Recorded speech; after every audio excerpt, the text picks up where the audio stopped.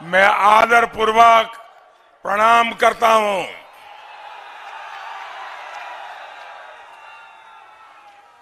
आप सब लोगन के गोड़ लागत बानी।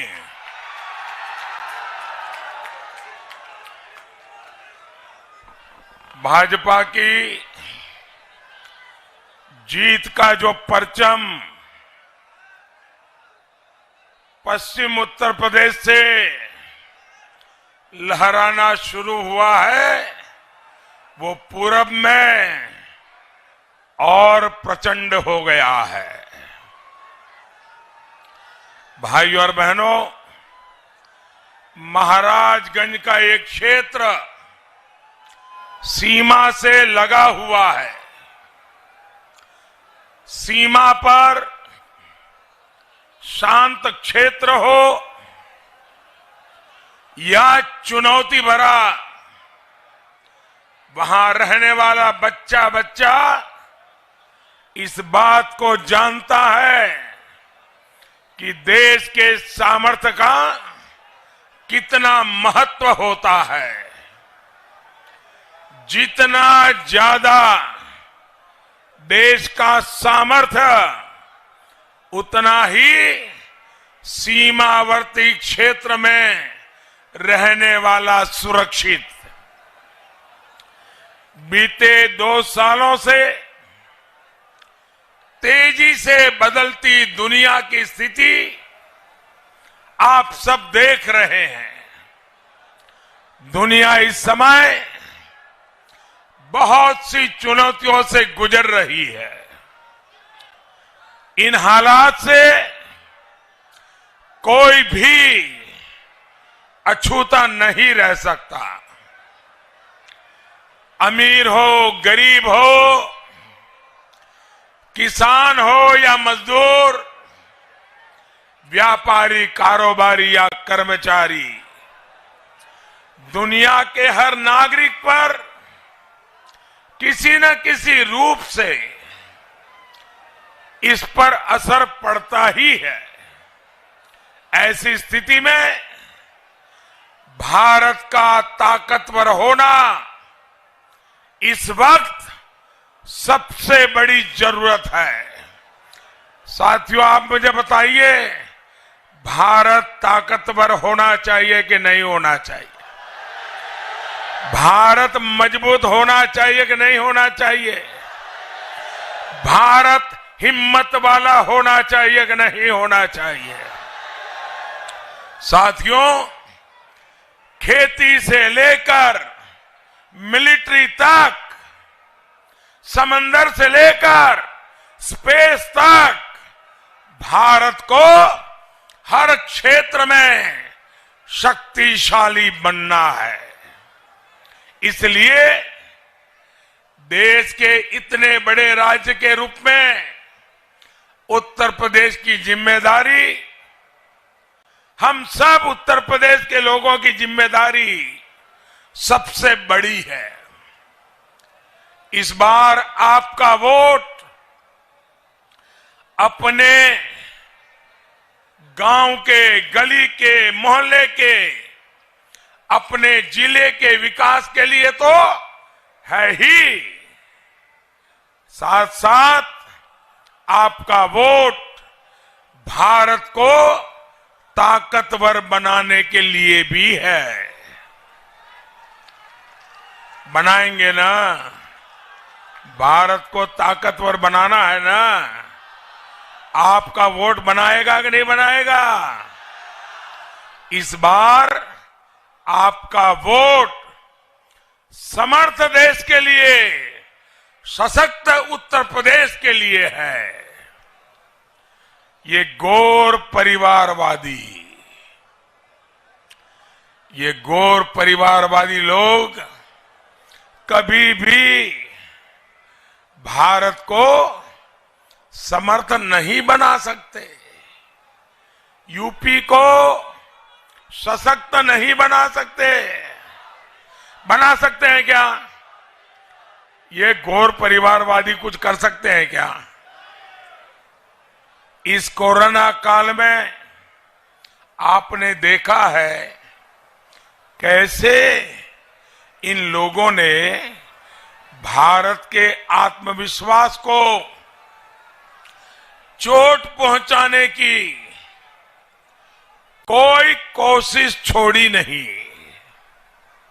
भारत में बनी जिस कोरोना वैक्सीन पर हर हिंदुस्तानी को गौरव होना चाहिए था, इन गौर परिवारवादियों को भी गौरव होना चाहिए था। उस वैक्सीन के खिलाफ ही इन परिवारवादियों ने देश के गरीबों को भड़काने की कोशिश की। दुनिया के बड़े बड़े देश भी आज वैक्सीन लगाने में भारत से काफी पीछे हैं। भारत बहुत आगे निकल गया है और आज हमारा भारत अपने नागरिकों को 250 crore vaccine 250 crore vaccine dose मुफ्त लगा चुका है। आपका टीका लगा है कि नहीं लगा है? जरा हाथ को पकड़ बताइए, लगा है टीका? आपको 1 रुपया भी खर्च करना पड़ा है क्या? कोई पैसा देना पड़ा है क्या? भाइयों बहनों, यही आत्मनिर्भर भारत की ताकत है, शक्तिशाली भारत की ताकत है। लेकिन ये गौर परिवारवादी अपने स्वार्थों की वजह से भारत को ताकतवर देखना नहीं चाहते हैं, कुछ न कुछ रोड़े अटकाते रहते हैं। इसलिए इस चुनाव में एक बार फिर इन्हें हराना है। हराओगे? फिर से उनके महल में वापस भेजोगे? हर सीट पर पटकनी देनी है? देंगे क्या? कोई सीट उनके पास जानी नहीं चाहिए। करोगे ना? चाहे बीजेपी हो या निषाद पार्टी या अपना दल, हर कोई जीत करके आना चाहिए। करोगे ना? भारत के आत्मविश्वास पर, हमारी आत्मनिर्भरता पर हमला करने वालों को उत्तर प्रदेश कभी भी माफ नहीं करता।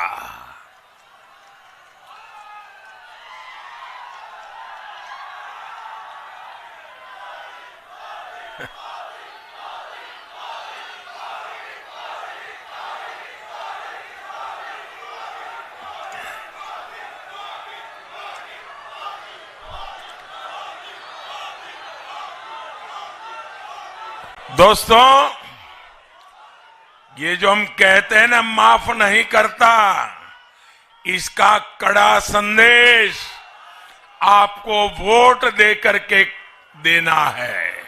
देंगे ना?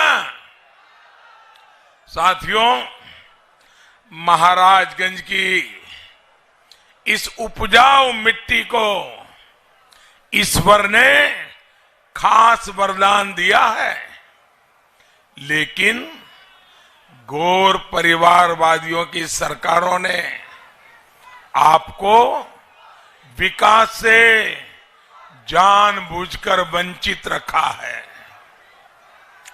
इस क्षेत्र में उन्होंने कोई मूलभूत सुविधाएं, कोई इंफ्रास्ट्रक्चर नहीं बनने दिया। पूर्वांचल को सड़कों से वंचित रखा। इन लोगों की नीतियों की वजह से यहां की चीनी मिलें बंद हुई, किसानों की हालत बदतर होती गई। आज जब महाराजगंज, कुशीनगर और पूरा पूर्वांचल, पूरा यूपी विकास की राह पर चल पड़ा है। तो इन घोर परिवारवादियों को नींद हराम हो जाती है। उनको बुरा लगता है कि पूर्वांचल कैसे आगे बढ़ रहा है। पूर्वांचल को जात पात में उलझाकर ये घोर परिवारवादी खुद यूपी का विकास रोकना चाहते हैं। ऐसे लोगों से मेरे प्यारे भाइयों बहनों, मैं आज आपके पास यही कहने आया हूं कि इन घोर परिवारवादियों से सावधान रहना है। सावधान रहेंगे, सावधान रहेंगे, औरों को भी सावधान करेंगे, एक एक को जगाएंगे, मेरी बात पहुंचाएंगे। साथियों, जिन जिलों को घोर परिवारवादियों ने जितना पीछे धकेला, उनके विकास के लिए हम उतनी ही ज्यादा मेहनत कर रहे हैं। उन्होंने जो नहीं किया, जो उनको करना चाहिए था, वो भी हम पूरा कर रहे हैं। साथियों, महाराजगंज इसका भी एक उदाहरण है। आज नेपाल बॉर्डर पर सड़कों का जाल बिछ रहा है।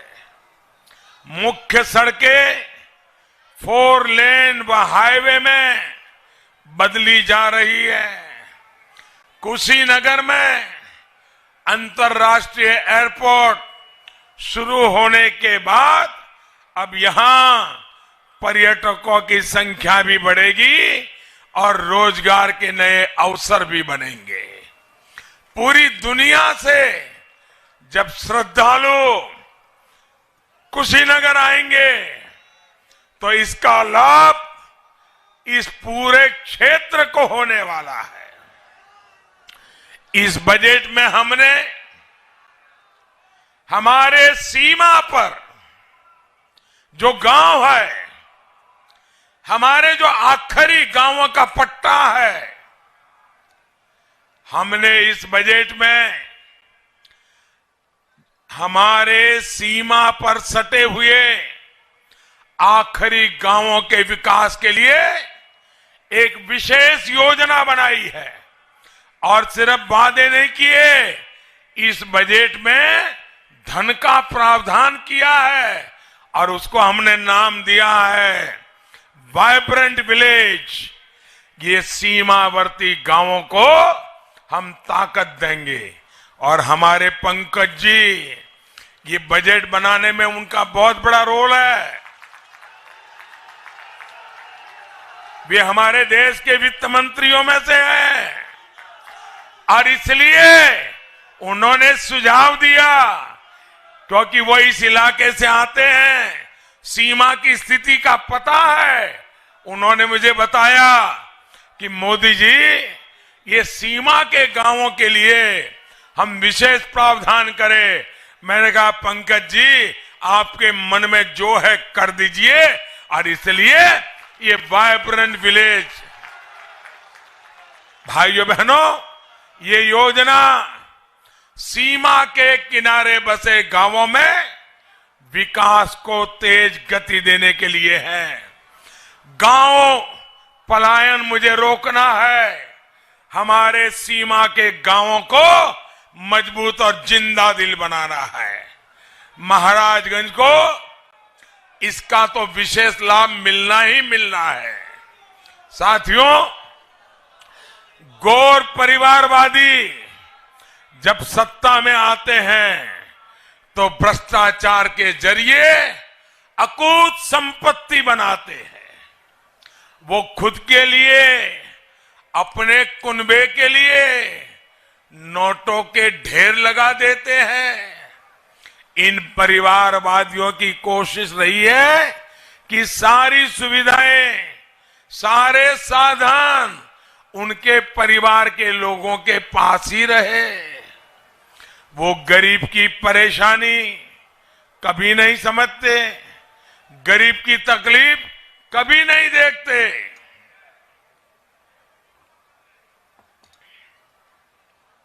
ये लोग अगर बीमार पड़े तो इनके पास इलाज के लिए अच्छे से अच्छे इलाज की सुविधा होती है। विदेश जाना है तो भी पहुंच जाते हैं, लेकिन गरीब जब बीमार पड़ता है तो इसका इलाज का खर्चा उसको तो बेचारे को कर्ज करके चुकाना पड़ता है, उसकी मुसीबतें बढ़ा देता है। और इसलिए ही हमारी सरकार ने आयुष्मान योजना बनाकर गरीब को 5 लाख रुपए तक के मुफ्त इलाज की सुविधा दी है। और मेरे प्यारे भाइयों बहनों,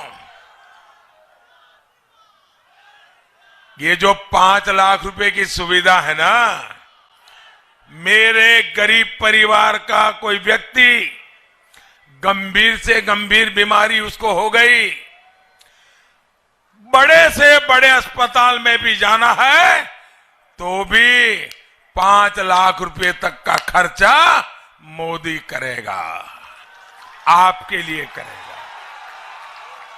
इतना ही नहीं, अगर आपको मुंबई के अस्पताल में जाना पड़ा, अहमदाबाद के अस्पताल में जाना पड़ा, चेन्नई के अस्पताल में जाना पड़ा, तो भी खर्चा मोदी उठाएगा।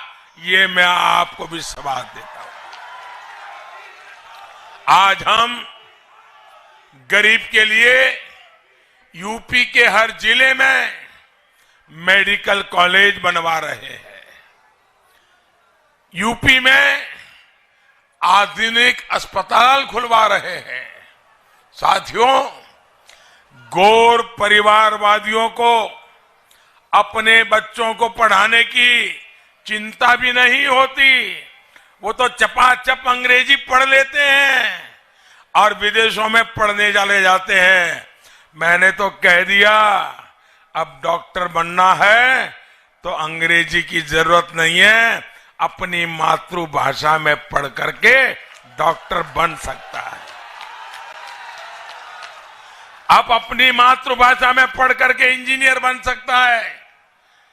ये धनी गरीब परिवारों को लूट करके जिन्होंने रुपये कमाए हैं, ये परिवारवादी लोग जो हैं, अपने बच्चों को अच्छे से अच्छे स्कूल कॉलेजों में दाखिल करा लेते हैं, विदेश भेज देते हैं।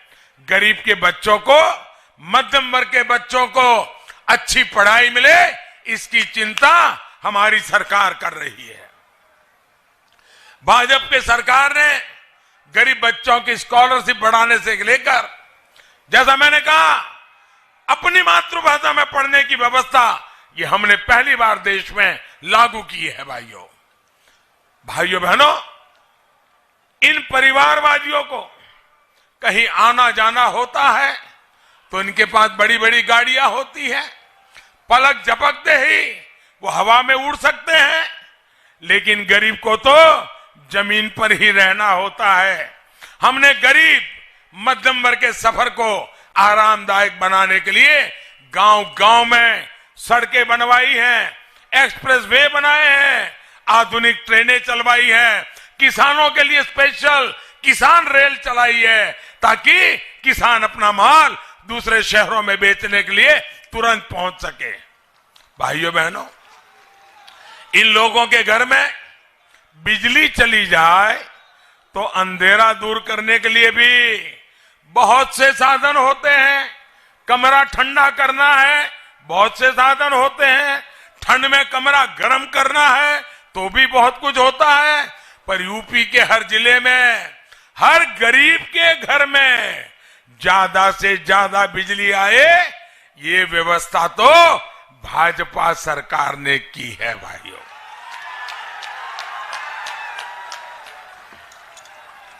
इन परिवारवादियों के घर के बच्चे कुछ भी करना चाहे तो पैसों की कोई कमी नहीं होती। गरीब के बच्चे अपना सपना पूरा कर पाए, इसके लिए हमारी सरकार मुद्रा योजना, कौशल विकास योजना, उनकी मदद के लिए हम काम कर रहे हैं। साथियों, अकूत संपत्ति कमाने वाले इन परिवारवादियों को घर बनाना हो तो वो लखनऊ में भी घर बना सकते हैं और लंदन में भी घर बनवा सकते हैं, लेकिन गरीब के सिर पर पक्की छत हो, इसकी चिंता मोदी दिन रात करता है। मेरे भाइयों बहनों, ये लोग तो कई कई घर, बड़े बड़े फार्म हाउस खरीद लेते हैं, लेकिन मध्यम वर्ग जो जिंदगी में एक घर बनाता है उसे भी घर के लिए लोन लेना पड़ता है।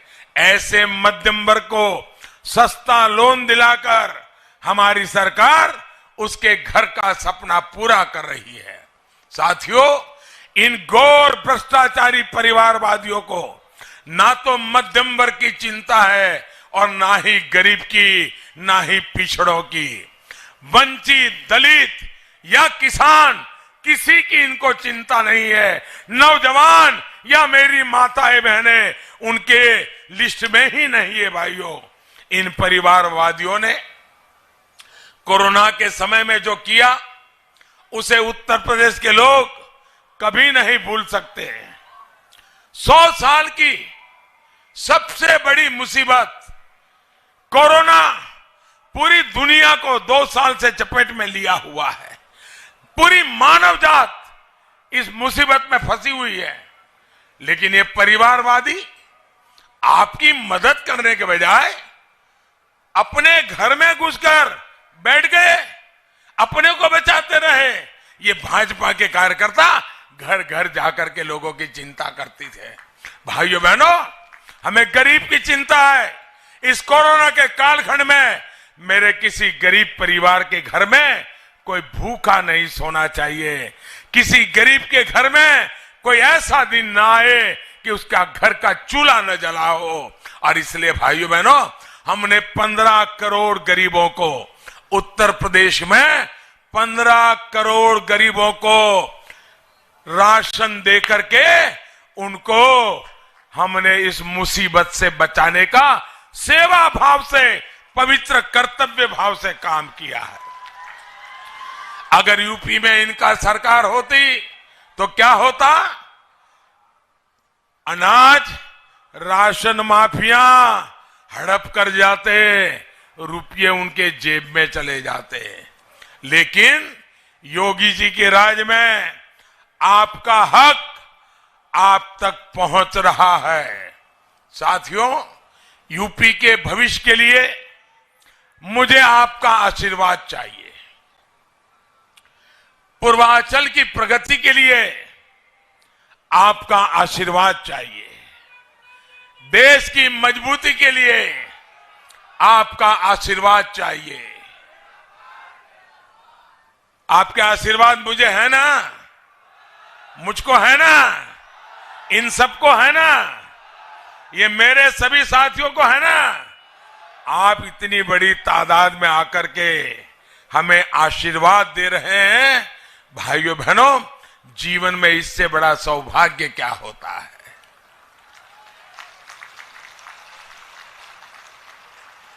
भाइयों बहनों, मेरा एक काम करोगे आप लोग?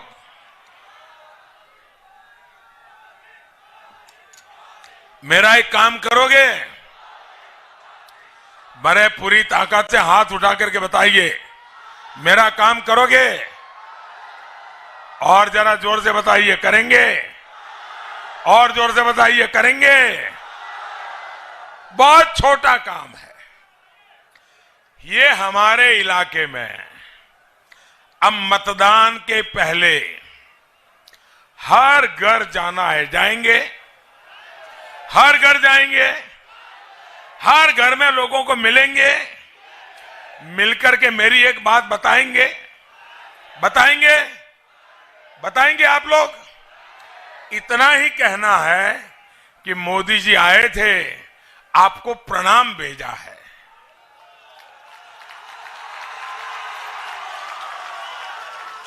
घर घर बता देंगे। देखिए, आप घर घर जाकर के मेरा प्रणाम पहुंचाएंगे ना, तो वो जो आशीर्वाद देंगे, थोड़ा हिस्सा आपको मिलेगा, थोड़ा मुझे मिलेगा, तो ये पुण्य मेरे भी काम आएगा।